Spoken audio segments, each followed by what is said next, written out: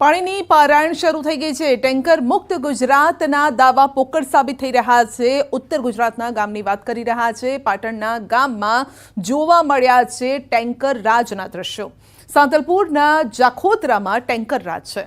તો જાખોતરા ગામમાં પીવાના પાણીની મોટી સમસ્યા છે। પીવાનું પાણી સમયસર અને પૂરતું ન આવતું હોવાથી સમસ્યા સર્જાય છે। પાણી પુરવઠા વિભાગ પહોંચાડે છે ટેન્કરથી પાણી। ગામમાં સંપ છે પરંતુ સમયસર પાણી ન આવતા ટેન્કરથી પાણી પહોંચાડવું પડે છે।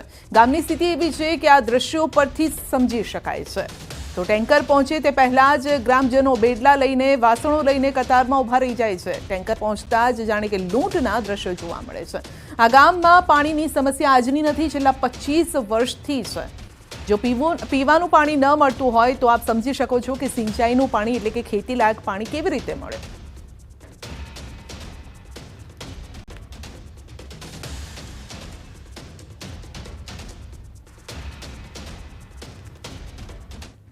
રાજકોટ ગેમ ઝોન આગકાંડ અંગે મોટા સમાચાર છે। એસઆઈટીનો રિપોર્ટ આજે સોંપાઈ શકે છે। તપાસ ટીમ એસઆઈટીના સભ્યો ગૃહ રાજ્યમંત્રીને મળવા પહોંચ્યા। સુભાષ ત્રિવેદી સહિતના સભ્યો હર્ષ સંઘવીને મળવા પહોંચ્યા। રાજ્યના પોલીસ વડા વિકાસ સહાય પણ પહોંચ્યા। ગૃહ વિભાગના અધિક મુખ્ય સચિવ AK રાકેશ FSL ડિરેક્ટર પહોંચ્યા। આ કાંડના રિપોર્ટ અંગે ગૃહ રાજ્યમંત્રી સાથે મુલાકાત।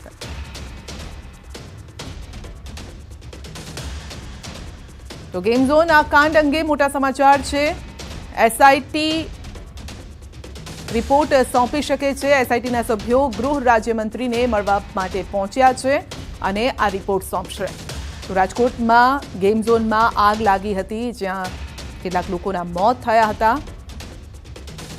તો આખી આગની ઘટના કેવી રીતે બની, કયા કયા લોકોની તેમાં સંડોવણી હોઈ શકે છે, તપાસમાં જે પણ તથ્યો સામે આવ્યા છે તેનો એક રિપોર્ટ તૈયાર કરવામાં આવ્યો છે અને આ રિપોર્ટ આજે રજૂ કરવામાં આવશે। વધુ અપડેટ મેળવીશું સહયોગી ગીતા પાસેથી। જી ગીતા, આજે એક મહત્વની બેઠક છે રાજકોટ આગ કાંડને લઈને। જી, રાજકોટ ટીઆરપી મોલમાં જે દુર્ઘટના ઘટી છે, જે આકાંડ થયો હતો તે મુદ્દે સીટ તપાસ કરી રહી હતી ને સીટ 20મી તારીખે તેનો આખરી રિપોર્ટ રાજ્ય સરકારને સુપરત કરવાની હતી, પરંતુ મોડી રાત સુધી પૂછપરછ બાદ આજે કદાચ આ રિપોર્ટ સુપરત થઈ શકે છે। આજે સીટના જે સભ્યો છે તે સહિત જે ચેરમેન છે સુભાષ ત્રિવેદી, ગૃહ રાજ્યમંત્રી હર્ષ સંઘવી મળવા એસએસપી પહોંચ્યા છે। આ જે ગેમ ઝોન છે, જે આકાંડ થયો હતો તેના રિપોર્ટ લઈને તેઓ પહોંચ્યા હોવાનું સૂત્રો કહી શકે। રાજ્યના પોલીસ વડા વિકાસ સહાય પણ સાથે છે। ગૃહ વિભાગના અધિક મુખ્ય સચિવ AK રાકેશ પણ સાથે છે। FSLના ડિરેક્ટર પણ સાથે છે। સીટના રિપોર્ટ મુદ્દે ફાઇનલ ચર્ચા આજે ગૃહ રાજ્યમંત્રી સાથે થશે અને ત્યારબાદ ગૃહ રાજ્યમંત્રી દ્વારા મીડિયા સમક્ષ તેની જાહેરાત થશે। જી, આપનો આભાર। સુરેન્દ્રનગરના પાટડી તાલુકાના માલવણથી પીપળી ગામ તરફ પસાર થતી માઇનર કેનાલમાં ગાબડું પડ્યું છે। મોરબી અને માળિયા બ્રાન્ચ કેનાલમાં પાણી છોડવામાં આવતા પીપળી તરફની માઇનર કેનાલમાં ગાબડું પડ્યું છે। કેનાલમાં ગાબડું પડતા આસપાસના ખેતરોમાં પાણી ફરી વળ્યા। કેનાલમાં ગાબડું પડતા ખેતરમાં નુકસાન થયું છે અને ખેડૂતોમાં પણ ભારે રોષ છે।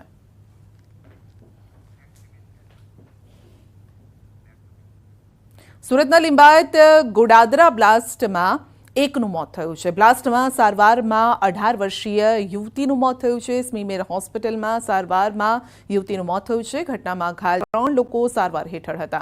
ઈ બાઇકમાં બ્લાસ્ટ બાદ આગ લાગી હતી અને આગના કારણે નજીકના સિલિન્ડરમાં બ્લાસ્ટ થયો હતો। આગ લાગતા 3 લોકો મકાનમાં ફસાયા હતા। આગની ઘટનામાં એક વૃદ્ધ પણ દાઝ્યા હતા। ફસાયેલા લોકોનું ફાયર વિભાગે રેસ્ક્યુ કર્યું છે। તો લિંબાયત ગોડાદરા બ્લાસ્ટ કેસ, જેમાં એક યુવતીનું મોત થયું છે, સારવાર હેઠળ હતી આ યુવતી જેનું મોત થયું છે। ઘટનામાં જોકે કુલ 3 લોકો સારવાર હેઠળ હતા અને જેમાંથી એક યુવતીનું મોત થયું છે। ઈ બાઇકમાં બ્લાસ્ટ થયો અને ત્યારબાદ આગ લાગી હતી। તો આગના કારણે નજીકના સિલિન્ડરમાં બ્લાસ્ટ થયો હતો, જેના કારણે આગ પ્રસરી અને કેટલાક લોકો દાઝ્યા। પાલનપુરના ગઢમાં ભર બજારમાં એક શખ્સ દ્વારા વેપારી પર પાઇપ વડે હુમલો કરવામાં આવ્યો છે. તો ઉધારમાં દહીં આપવાની ના પાડતા વેપારી પર શખ્સ પાઇપ વડે હુમલો કરે છે, તોડફોડ પણ કરે છે. રોષે ભરાયેલા શખ્સ લોખંડની પાઇપ લઈને આવે છે. જોકે હુમલા બાદ આસપાસના લોકો એકઠા થઈ ગયા અને મારામારીની ઘટના સીસીટીવીમાં કેદ થઈ. સમગ્ર મામલે ગઢ પોલીસ મથકે ફરિયાદ પણ નોંધાઈ છે. તો પોલીસે સીસીટીવીના આધારે તપાસ હાથ ધરી છે.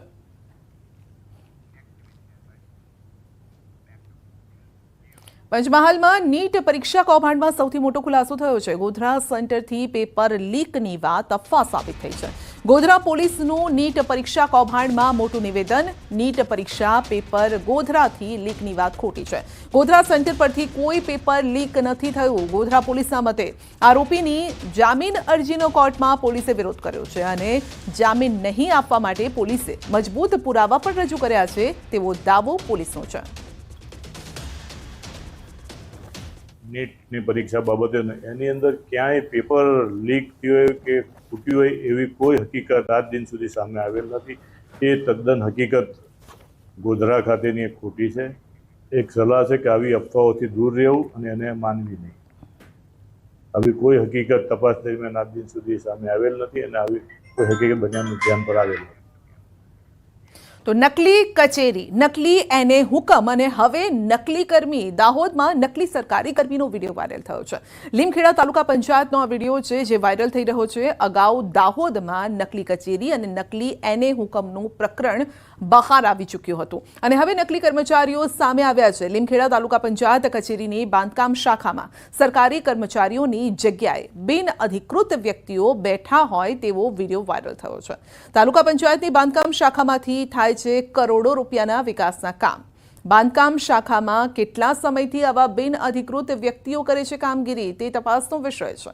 આ તરફ વાયરલ વિડીયો અંગે લીમખેડા ટીડીઓએ કહ્યું છે કે વિડીયોમાં દેખાનારા લોકો અમારા નથી. કોણ વ્યક્તિ છે તેની પણ તેમને જાણ નથી.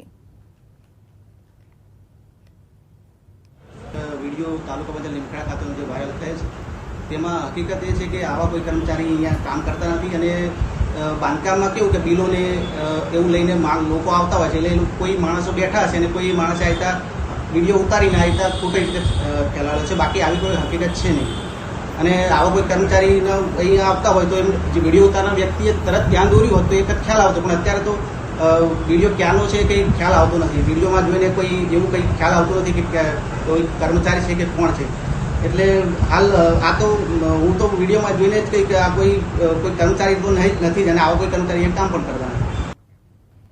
અમરેલીના સાવરકુંડલા શહેરના મુખ્ય માર્ગો પર પાલિકા દ્વારા મેગા ડિમોલિશનની કામગીરી હાથ ધરાઈ. 1 વર્ષ પહેલા શહેરમાં પાલિકા દ્વારા મેગા ડિમોલિશન કરી દબાણો હટાવવામાં આવ્યા. મુખ્ય માર્ગો પર દબાણો કરતા પાલિકા દ્વારા ફરી દબાણ હટાવ્યા છે. તો PGVCL પાલિકા માર્ગ અને મકાન વિભાગ પોલીસ ટીમ ડિમોલિશન કામગીરીમાં જોડાઈ. મહુવા અમરોલી રોડ પર રિદ્ધિ સિદ્ધિ ચોકથી હાથસણી રોડ, જૂના બસ સ્ટેશનથી જેસર રોડના મુખ્ય માર્ગો પર દબાણ દૂર કરવાની કાર્યવાહી હાથ ધરાઈ. આ તરફ ભાવનગરમાં પણ મનપા ફરી એક્શનમાં આવ્યું છે.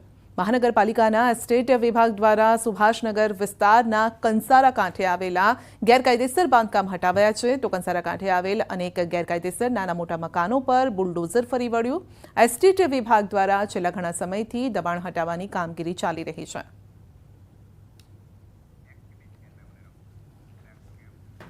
મહીસાગર જિલ્લાના લુણાવાડા નગરમાં સિનિયર સિટીઝન માટે બનાવેલ દાદા દાદી પાર્ક જંગલ બની ગયો હોય તેમ લાગે છે. સિનિયર સિટીઝન્સને બેસવાનું સ્થળ મળે, બાળકો રમી શકે, નગરજનોને હરવા ફરવાનું સ્થળ મળે તે હેતુથી દરકોલી તળાવ પર બગીચો વિકસાવવામાં આવ્યો. પરંતુ તંત્રની જાળવણીના અભાવે હાલ આ બગીચાની હાલત દયનીય છે. 2012માં 25 લાખના ખર્ચે બગીચો બનાવ્યો હતો. સાચવણીના અભાવે મોટા ભાગના બાગમાં ગાંડા બાવળ ઉગી નીકળ્યા છે. દાદા દાદી પાર્કમાં ગાંડા બાવળ ઉગી નીકળતા નગરજનોમાં રોષ છે. લુણાની ગટર લાઈન અહીંયા આપી છે અને ગટરના હિસાબે ગંદકી એટલી થાય છે કે મચ્છર બહુ હેરાન કરે છે. અમે સામે જ રહીએ છીએ અને કોઈ પણ અહીંયા પહેલાં બધા ફરવા પણ આવતા, પણ અત્યારે બધા ફરવાનું બંધ કરી નાખ્યું. કારણ કોઈ બેહવા લાયક જગ્યા જ નથી અને એટલા બગીચામાં બાવરે ઊંઘે છે, બાવર બાગ કહેવાય છે ને. બાકડાઓ જે ઉલટ પુલટ થઈ ગયા છે, શેરી લાઇટની કોઈ જે સ્ટ્રીટ લાઇટ છે એની કોઈ અત્યારે કાળજી લેવામાં નથી આવી રહી. નગરપાલિકાની આજે અનાવડત કહી શકાય કે પછી એ આ એક પ્રકારનું એ લોકોએ જે કાળજી લેવી જોઈએ એ નથી લીધી. બાવરિયા બધું અંદર જવાય એવું નહીં, અને પ્લસ ગંદકી વધી ગઈ છે, અંદર ઢોરો વધારે ફરે છે અને કોઈ સાફ સફાઈ બી નથી અંદર. તો આ બાગને કંઈક એવું સારું થવું જોઈએ એવું અમારી માંગ છે. મહીસાગર જિલ્લાના મુખ્ય મથક લુણાવાડા ખાતે દાદા દાદી પાર્ક બનાવવામાં આવ્યો હતો. લુણાવાડા ખાતે એક તળાવ આવેલું છે, ત્યાં તળાવની ફરતે દાદા દાદી પાર્ક બનાવવામાં આવ્યો હતો. દ્રશ્યો જોઈ શકો છો કે અત્યારે દાદા દાદી પાર્ક છે તેની દયનીય હાલત અહીંયા જોવા મળી રહી છે. જોઈ શકો છો આપ, અહીંયા બોકડા પણ મૂકવામાં આવ્યા હતા, સ્ટ્રીટ લાઇટો લગાવવામાં આવી હતી, પરંતુ પરિસ્થિતિ મોટા જાડી ઝાખરા કહી શકાય કે નગરપાલિકાએ દેખરેખ ના રાખતા આખરે આવી પરિસ્થિતિ આ જે દાદા દાદી પાર્કની છે તે થઈ છે. દાદા દાદી પાર્ક બનાવવાનો જે મુખ્ય ઉદ્દેશ છે કે દાદા દાદી કહી શકાય કે સિનિયર સિટીઝન લોકો અહીંયા પાર્કની અંદર આવે સાંજે અને ચાલે અને બેસે, આવો ઉદ્દેશથી આ પાર્ક બનાવવામાં આવ્યો હતો. અને સરકારે આના લાખો રૂપિયા ખર્ચી અને આ પાર્ક બનાવવા માટે રૂપિયા પણ ફાળવવામાં આવ્યા હતા, પરંતુ નગરપાલિકાની અનાવડત કહી શકાય કે દેખરેખ કહી શકાય, જેને લીધે અત્યારે મોટા ભાગે જાડી ઝાખડા આ જે પાર્કની અંદર દેખાઈ આવે છે. આપ જોઈ શકો છો કે મોટા ભાગે જે બાવળો છે તેમજ અન્ય વૃક્ષો છે તે ઉગી નીકળ્યા છે. કહી શકાય કે 25 લાખથી પણ વધુ જે રકમ છે તે નગરપાલિકાને સરકાર દ્વારા ફાળવવામાં આવી હતી અને આ દાદા દાદી પાર્ક છે સિનિયર સિટીઝન માટે આ જે પાર્ક બનાવવા માટે ફાળવવામાં આવી હતી અને આ પાર્ક બનાવવામાં પણ આવ્યો હતો, પરંતુ અત્યારે નગરપાલિકા દ્વારા જે દેખરેખ ના રાખતા અત્યારે જે પરિસ્થિતિ છે આપ દેખી શકો છો કે દયનીય પરિસ્થિતિ અહીંયા જોવા મળી રહી છે. લોકો અહીંયા રોષે ભરાયા છે કે આ તાત્કાલિક ધોરણે ઝાડવા છે તે પણ અહીંયા દૂર કરવામાં આવે, જેથી કરીને જે સિનિયર સિટીઝન લોકો છે તે ફરી શકે. મિતેશ ભાટિયા, ન્યૂઝ 18 ગુજરાતી, મહીસાગર. આણંદના બાકરોલના પરા વિસ્તારમાં આવેલા રામપુરામાં બાળકો ભર ગરમીમાં ખુલ્લામાં ભણવા મજબૂર છે. રામપુરા પ્રાથમિક શાળામાં સીમ વિસ્તારમાં ખેત મજૂરી કરતા મજૂરોના બાળકો અભ્યાસ કરે છે. શાળાના જર્જરિત ઓરડા ઉતારી લેતા બાળકો ખુલ્લામાં અભ્યાસ કરી રહ્યા છે. શિક્ષકોનું કહેવું છે કે હાલમાં શાળાનું બાંધકામ ચાલી રહ્યું છે, પરંતુ વૈકલ્પિક વ્યવસ્થા નથી, જેના કારણે બાળકોને આ રીતે જ ભણાવવા પડે છે. શિક્ષકોની ચિંતા એ પણ છે કે જો વરસાદ થાય તો આ સ્થિતિમાં બાળકોને કેવી રીતે ભણાવવા. 8 મહિનાથી અહીંયા આવ્યો ત્યારથી જ ખૂબ જ જર્જરિત હાલતમાં બિલ્ડિંગ હતું.